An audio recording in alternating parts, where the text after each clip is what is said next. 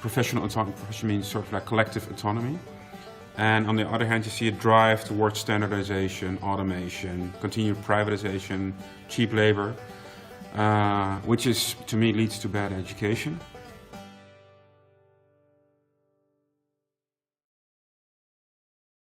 Education International is a federation of unions, teacher unions, and professional associations. Together, they represent about 32 million teachers. And a couple of main themes that are there are continuing automation and privatization. They're linked to one another. You have populism, rising inequality, automation. That's all affecting our education system. It's all sort of like global trends. So you need to be aware and operate on a global level as well. So yeah, those were three main things that we discussed at the conference. Now I'm working with Education International on two projects. One is on sort of like a global guideline for professional standards, so what is good practice. And the other one is that we need to work on to see how we can create a network of networks.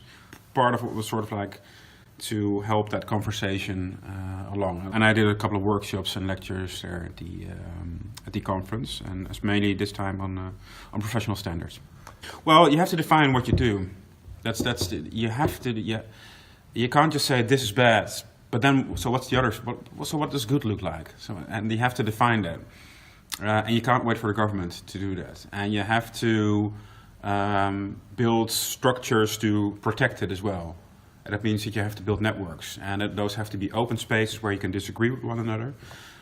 So that means you have to build organizations. You have to define standards. There is no other way around it. So if you don't organize through it and define it, you're always lost. And that was the conference about.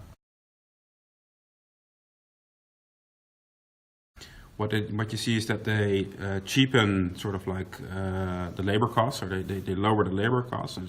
Uber drivers are sort of like earning less and less because everything is being automated through the platforms, and the platform is where the real money is being made.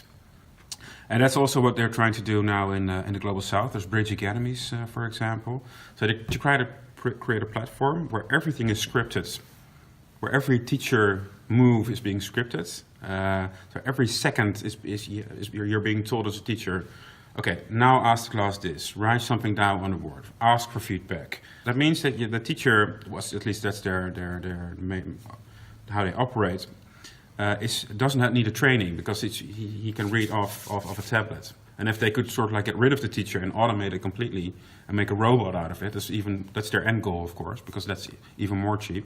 Education is, of course, far more than that. It's about human interaction.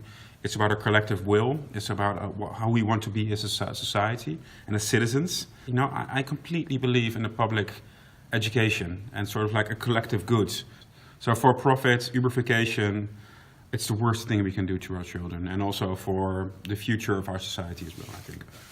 To do that, to fix all those things, you need to have a really good and strong public sphere.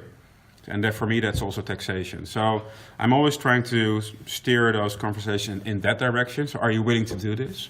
The best education systems are completely public and have really well qualified teachers. And we know we can do that in every country, no matter what level they are. We just need to fund it, and we need to look for ways to fund that properly. And it takes political will then to, for example, tax corporations more on a global level. So that's the conversation we need to have. And I think if you really want to scale it up, then you need to have organizational support from lots of different big teacher organizations, international organizations, if you really want to create an impact. And sort of like that's really the aim, the things that we aim for. An increased awareness that we are a global profession, because I profoundly think we are. And I think that we don't have a choice, you know, with populism, even fascism, rising fascism, rising inequality,